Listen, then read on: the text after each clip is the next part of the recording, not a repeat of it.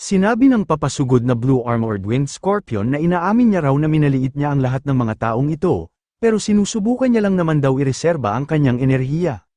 Simula nga raw ngayon ay lalabanan na niya ang mga ito ng buo niyang lakas, maglaban na nga raw sila ng patas at tumigil na raw ang mga ito sa mga ginagawa ng mga itong pandaraya.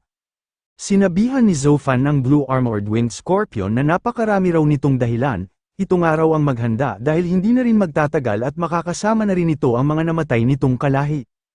Mas lalong nagalit ang halimaw noong ipaalala sa kanya ni Zofan ang pagkamatay ng kanyang mga tagasunod at alagad, ipaghihiganti niya nga raw ang pagkamatay ng mga ito. Bago pa man makasugod ang Blue Armored Wind Scorpion ay agad na itong sinalubong nina Uncle Hong at Zofan, inatake ng dalawang ito ang magkabilang klon ng halimaw. Sa pagtagal ng laban ay tila lumalaki na ang mga tinatamong pinsala ng Blue Armored Wind Scorpion. Sinabi ni Mu Yinye na mahirap nga raw makahanap ng pagkakataon na makapanood ng isang pangyayari kung saan ay kalaban ng isang A-rank monster, lalo na nga raw ang laban na ang panig nila ang nakakalamang. Sa nakikita niyang araw ngayon ay mukhang hindi na niya kakailanganing makilahok pa sa huling parte ng kanilang plano. Habang naghahanda sa pag-atake ay sinabihan ni Gu Feizu sina Zofan at Uncle Hong na wag daw nilang hahayaan na makalayo ang halimaw. Noong makita ng dalawa na tapos na ang paghahanda ni Gu Feizu ay unti-unti na silang dumistansya sa Blue Armored Wind Scorpion, humiyaw si Uncle Hong para magbigay ng hudyat kay Gu Feizu. Agad na pinakawalan ni Gu Feizu ang crowd control skill nito na Waves Non-Apple Shot, sinabi niya kina Zofan at Uncle Hong na umatake raw agad ang mga ito kapag nahuli na nila ang halimaw. Agad na sinugod ng Blue Armored Wind Scorpion si Mu Yinye, naisip nito na hindi nga raw siya tanga para magpakamatay sa mga combo attacks na ginagawa ng tatlo. Kanina pa nga raw siyang nagtitiis na hindi gamitin ang kanyang stinger dahil naghihintay siya ng pagkakataon na ibaba ng isa sa mga ito ang kanilang depensa. Imbis na mag-alala para kay Mu Yinye ay nakaramdam pa ng tuwa ang ating bida, parehas nilang sinabi ni Gu Feizu na inasahan na nga raw nila na mangyayari ito. Nagulat ang Blue Armored Wind Scorpion noong aatakihin na niya si Mu Yinye, pagkababa nito ay bigla na lang nawasak ang pwesto na kanyang kinatatayuan. Noong mangyari yun ay agad ulit na nagpakawala si Gu Feizu ng crowd control skill na nagiging isang malaking lambat. Hindi na nakalipad ang Blue Armored Wind Scorpion dahil hinihila siya pa ibaba ng tumama sa kanyang skill, takang-taka na ang halimaw kung ano na ba raw ang mga nangyayari. Kinabahan ng Blue Armored Wind Scorpion noong mapagtanto nito na mukhang nahuli na naman daw siya sa bitag na inihanda ng mga taong ito. Mukhang inasahan nga raw ng mga ito na pupuntiryahin niya ang pinakamahina sa lahat. Ito nga raw ang dahilan kung bakit bigla na lang gumuho ang lugar na kanyang binabaan. Naisip ng Blue Armored Wind Scorpion na bago nga raw siya malaglag ay papatayin na raw muna niya ang babaeng ito. Natuwa ang halimaw noong tumama ang pag-atake niya kay Mu Yinye. Pero agad ding nawala ang tuwa nito noong mapagtanto niya na isa lang palang ilusyon ang kanyang tinamaan. Nainis ang Blue Armored Wind Scorpion dahil ayaw nga raw siya ng mga itong labanan ng patas. Pagkatapos magmintis ng huli niyang pag-atake ay tuluyan na ngang nahulog ang Blue Armored Wind Scorpion, habang nahuhulog ay sinabi ng halimaw na maghanda raw ang mga ito sa kanya sa sandaling makatakas na siya. Hinihintay lang ng halimaw na mawala ang crowd control skill na tumama sa kanya. Pero bigla itong nagtaka sa lugar na kanyang binagsakan. Nabasa niya na nasa loob siya ng isang kids maze, nagtataka rin siya kung bakit may napakaraming salamin ang nakatayo doon. Sinabihan ni Ali ang iba niyang mga kasamahan na maaari na raw silang magsimula, itutok ng araw nila sa halimaw ang lahat ng inihanda nilang salamin. Sumunod na rin si Mu Yinye sa lugar na binagsakan ng Blue Armored Wind Scorpion, sinabi nito na sa wakas nga raw ay nasa huling parte na sila ng kanilang plano.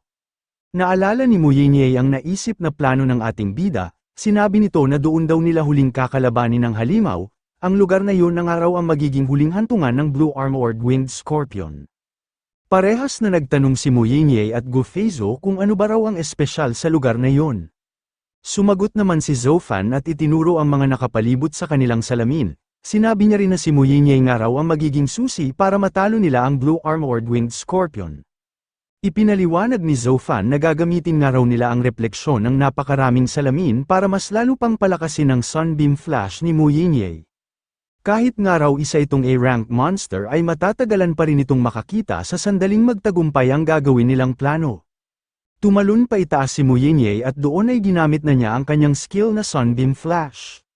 Agad na napahiyaw ang Blue Armored Winged Scorpion noong tumama sa mga mata nito ang napakalakas na liwanag na nagmumula sa refleksyon ng mga nakatayong salamin.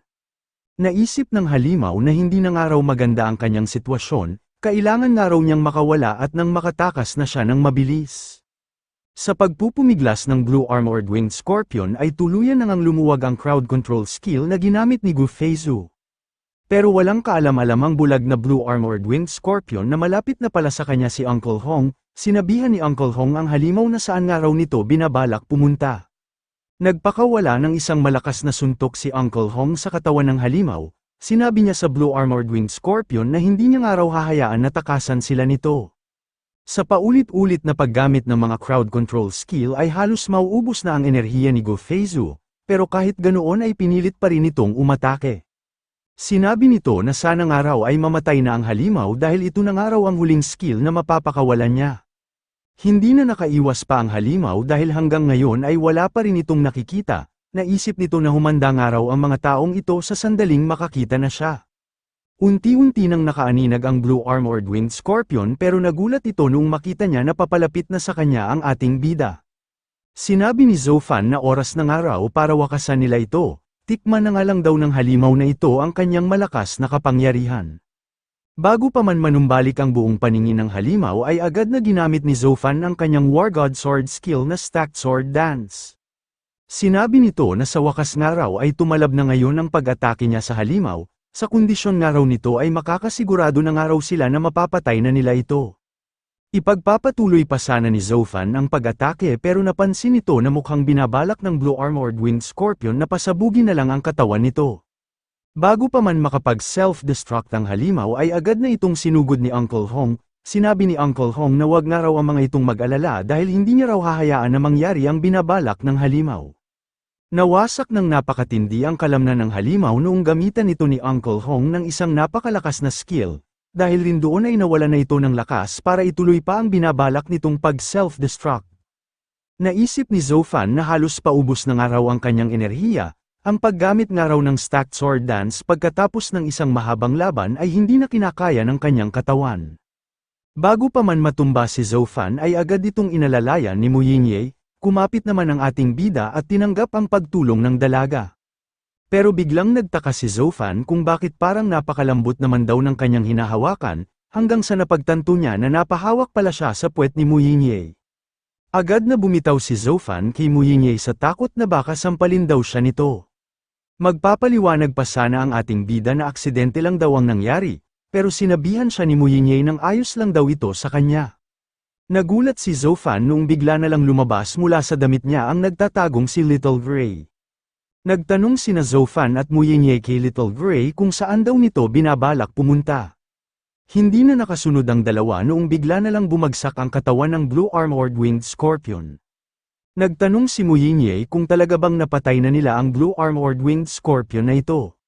Sumagot naman si Zofan at sinabi na wala na nga raw itong buhay, nagawa nga raw nilang makapatay ng isang A-rank monster gamit ang kanilang pagtutulungan. Sinabi ni Uncle Hong na sino raw ang mag-aakala na ang parang basahan na grupo na siya lang ang nag-iisang advanced warlord, ay magagawang makapatay ng isang malakas na A-rank monster. Nakakahiya man daw tanggapin pero hindi nga raw ganoon kalaki ang parte na nagampanan niya sa labanang ito. Ang may pinakamalaking naiambag nga raw sa labanang ito ay ang binatang si Zofan.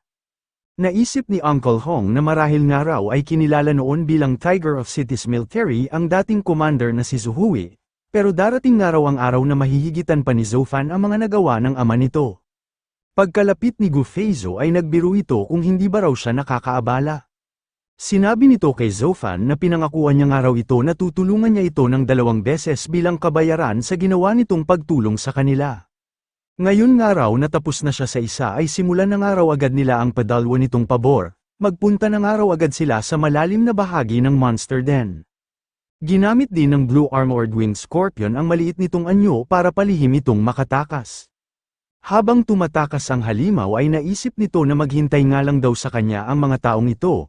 Kapag nakabalik nga raw siya sa malalim na bahagi ng Monster Den ay irereport niya raw agad sa kanilang hari ang lahat ng nangyari at pakikiusapan niya ito na patayin ang lahat ng mga nakalaban niyang tao. Alam niya nga raw na mapaparusahan siya dahil sa mahimbing pa itong natutulog, pero sigurado raw siya na hindi ito tututol lalo na't kasama rin ng mga taong ito ang salot.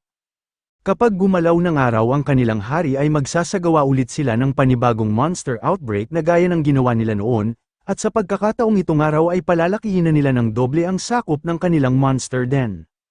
Habang nagpaplano ang Blue Armored Winged Scorpion ay hinahabol na pala ito ng isang mabilis na nilalang.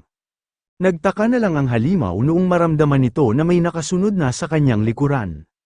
Pagkaharap ng Blue Armored Winged Scorpion ay nakita nito na sinundan na pala siya doon ni Little Gray.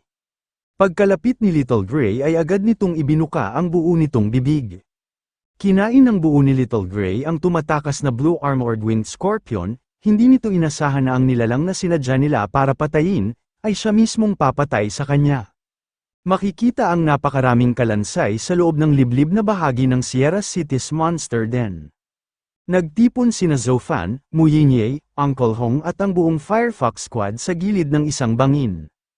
Doon ay ikinukumpara ni Zofan ang mga nakikita niya sa kanyang hawak na mapa. Matapos ang ilang minuto ay natukoy na ni Zofan ang eksaktong lokasyon ng dala niyang mapa. Sinabi ni Uncle Hong na mahihirapan daw silang makapunta sa direksyon na itinuro nito. Sinabi rin ni Gu Feizu na sa direksyon na yun na rin daw nakalagay ang pinakasentro ng Monster Den kaya tiyak na napakatindi ng panganib doon. Sinabi naman ni Zofan na kahit pangaraw gaano ito kapanganib ay susubukan pa rin daw niyang magpunta, kapag nakapunta nga raw siya doon ay makakahanap na siya ng ebidensya para linisin ang pangalan ng kanyang ama. Nagpresenta si Mu Yinye na sasama pa rin daw siya kay Zofan, kung nagawa nga raw nilang makapatay ng isang E-rank monster na gaya ng Blue Armored Winged Scorpion, ay magagawa na rin daw siguro nilang pumasok sa malalim na bahagi ng Monster Den. Naisip ni Gu Feizu na talagang malapit na nga raw ang dalawang ito sa isa't isa. Nagtataka rin siya kung bakit pinapayagan ng Mu family na sumama si Mu Yinye kay Zofan. Bilang anak nga raw ni Zohui, dapat ay ginagawa na ng Mu family ang lahat para paghiwalayin ang dalawang ito. Sinabi ni Gu Feizu kay Zofan na nangako nga raw siya na tutulong ang kanilang Firefox Squad ng 2 beses. At dahil nga raw isa pa lang ang natutupad niya, nakahanda rin daw siyang samahan nito papunta sa kalalimang bahagi ng Monster Den. Habang nag-uusap ang mga ito ay bigla na lang lumabas ang isang napakalaking halimaw. Kinabahan ang mga miyembro ng Firefox Squad noong makaramdam sila ng isang nakakakilabot na kapangyarihan. Pagtingin nila sa ibaba ay doon na nila nakita ang isang napakalaking ahas na halimaw. Noong una ay pinanunood lang nila kung ano ang gagawin ng halimaw. Pero bigla na lang ulit itong naglabas ng napakalakas at nakakakilabot na aura, naalisto ang lahat dahil habang tumatagal ay unti-unti raw nang hihina ang kanilang katawan. Nagsalita si Uncle Hong at sinabihan ang lahat na kailangan na raw nilang bilisan ang pag-alis doon. Agad silang nagsitakbo sa takot na baka sugurin sila ng dumating na napakalakas na ahas na halimaw. Habang tumatakbo ay napatanong ang malaking lalaki kung ano raw ang halimaw na yon. Sinabihan ni Uncle Hong si Zofan na hanggang doon na lang daw ang paglalakbay nila sa loob ng Monster Den, imposible nga raw na maituloy pa nila ito dahil ang aura nga raw ng naramdaman nila kanina ay mukhang aura ng isang S-rank monster. Hindi makapaniwala ang malaking lalaki na isa palang S-rank monster ang naramdaman nilang halimaw. Sa pagkakaalam niya nga raw ay ikinukumpara ang lakas ng mga S-rank monster sa lakas ng isang nuclear warhead. Itinuturing nga raw ang nilalang na ito bilang hari ng lahat ng mga halimaw. Sinabi ni Ali na sa S-rank monster daw pala nagmula ang aura na kanilang naramdaman, kaya raw pala hirap na hirap siyang makatayo kanina. Ang agwat nga raw ng lakas sa pagitan ng mga gaya nilang warlord at ng isang S-rank monster ay parang isang napakalawak na kanal na hinding-hindi malalampasan. Sinabi ng ating bida na hindi niya raw akalain na may isa palang S-rank monster sa loob ng lugar na itinuturo ng kanyang mapa, nang hinayang din ito dahil halos isang hakbang na nga lang daw ang kakailanganin niya para malinis na niya ang pangalan ng kanyang ama. Sinabihan ni Gu Feizu si Zofan nang huwag daw itong panghinaan ng loob, maaari pa rin naman daw itong bumalik doon kapag naging mas malakas na ito. Sinabi rin ni Gu Feizu na kung tutuusin nga raw ay wala rin naman daw mababago kahit makahanap pa ngayon ng ebidensya si Zofan. Sa pagkakaalam niya nga raw, ang mastermind sa mga ipinaratang na kaso kay Zohui ay hindi nalalayo ang lakas sa isang S-rank monster. Kahit nga raw makuha nito ngayon ang ebidensya, paano raw ito makakasigurado na magagawa niyang ilabas sa buong mundo ang pruweba na inosente ang kanyang ama? Naisip ni Zofan na tama nga raw si Gu Feizu, Kung ibabatay nga raw niya sa nangyari sa Jining City, mukhang maraming tao nga raw ang sangkot sa pagkakakulong ng kanyang ama. Ang impluwensya nga raw ng mastermind nito ay higit na mas matindi kaysa sa inaasahan niya. At kahit nga raw mapatunayan niya na inosente ang kanyang ama at magawa niya itong mapalabas sa floating prison, hindi niya rin daw masisigurado ang kaligtasan nito. Naisip ng ating bida na kailangan pa nga raw niyang magpalakas hanggang sa magkaroon na siya ng lakas na sasapat para makatalo ng mga S-rank monster, at para may laban siya kung sakali mang makaharap niya ang mastermind sa pagkakakulong ng kanyang ama. Tumigil na ang lahat sa pagtakbo noong makita nila na napakalayo na nila sa lugar na teritoryo ng S-rank monster. Sinabi ni Gu Feizo kay Zoufan na mukhang doon na raw sila maghihiwa-hiwalay. Sinabi rin nito na may isa raw siyang salita, at dahil hindi nga raw natuloy ang pagpasok nila sa malalim na bahagi ng Monster Den, kapag nangailangan daw ng tulong si Zoufan ay tawagan na lang daw siya nito. Sinabihan naman ni Muyinye si Gu Feizo na ano raw ang rason para kailanganin pa ni Zoufan ang tulong nito. Hindi naman inintindi ni Gu Feizo ang pagseselos ni Muyinye, bagkus ay pinaringgan pa niya ito. Sinabi ni Gu Feizo kay Uncle Hong na sa pagkakaalam nga raw niya ay nananatiling istrikto at neutral ang angkan ng Mu family, bakit nga raw pumapayag ang mga ito na maging malapit sina Muyinye at Zoufan sa isa't isa. Hindi naman malaman ni Uncle Hong ang isasagot niya, sa takot na baka magalit sa kanya ang kanilang young lady. Nainis si Muyinye sa pagpaparinig ni Gu Feizo, wala nga raw itong karapatan na makialam sa mga gusto niyang gawin. Sinabi ni Gu Feizo na ibang araw ang kanilang angkan. Wala nga raw ang mga itong pakialam sa mga ganoong bagay. Kung sakali man daw na hindi tanggapin ng Mu family si Zoufan ay ipaalam raw agad ng mga ito sa kanya. Wala raw siyang pakialam kung ano man ang family background ni Zoufan, ang mahalaga raw ay kung ano ang kakayahan nito. Naisip ni Uncle Hong na kagayang-kagaya nga raw ni Gu Feizo ang family matron ng angkan ng mga ito. Mukhang mas malaki pa nga raw problema ang kahaharapin nila tungkol sa pagiging malapit ni Zoufan sa kanilang young lady. Matapos sabihin na interesado rin siya kay Zoufan ay nagpaalam na si Gu Feizo, magkita-kita na nga lang daw ulit sila. Noong gabing yun ay naghiwa-hiwalay na ang lahat, umalis na ang Firefox Squad at inihatid na rin pauwi ni Uncle Hong si Muyinye pabalik sa kanilang angkan. Sumilong ang isang maliit na ibon sa bintana ng isang lumilipad na kulungan. Dala ng pagkabagot ay kinausap ni Zuhui ang ibon na ito. Sinabi niya sa ibon na wag nga raw itong papasok sa loob dahil mahihirapan na itong makalabas. Sinabihan ng dumating na si Dong Quan ang nakaupong si Zuhui na mukhang napapadalas na raw ang paghiga at pagtulog nito, mukhang itinatrato na nga raw nito na isang resort ang kanilang floating prison. Sumagot naman si Zuhui nang nakakulong nga raw siya doon, ano pa ba raw ang iba niyang maaaring gawin. Sinabi ni Dong Quan na nagtatrabaho nga raw sila para makahanap ng paraan kung paano nila patutunayan na inosente si Zuhui, pero mukhang wala man lang daw itong pakialam kung ano man ang mangyari sa kanya. Pinaalala ni Dong Quan na kinilala nga raw si Zuhui bilang Tiger of Sierra City's military, inasahan rin daw nilang lahat na pagdating ng araw ay magiging isa itong bagong general ng kanilang bansa. Sinabi ni Zuhui na tama nga raw si Dong Quan. Pero kung gugustuhin niya raw lumabas at linisin ang kanyang pangalan ay dapat ginawa na niya ito noon pa. Nagtanong si Zuhui kung alam ba raw ni Dong Quan ang rason kung bakit hindi niya yun ginawa. Sinabi ni Zuhui na nagpakulong nga raw siya ng kusang loob, kaya hindi na siya umapila pa noong hinatulan siya ng parusa ng hukuman. Hindi niya raw ito ginawa nang dahil sa natatakot siya sa mastermind nito, ginawa niya raw ito dahil sa alam niya na nagkasala nga raw siya. Nagulat naman si Dong Quan sa inilalahad sa kanya ng kanyang kaibigan, tinanong niya si Zuhui kung ano ba raw ang mga sinasabi nito.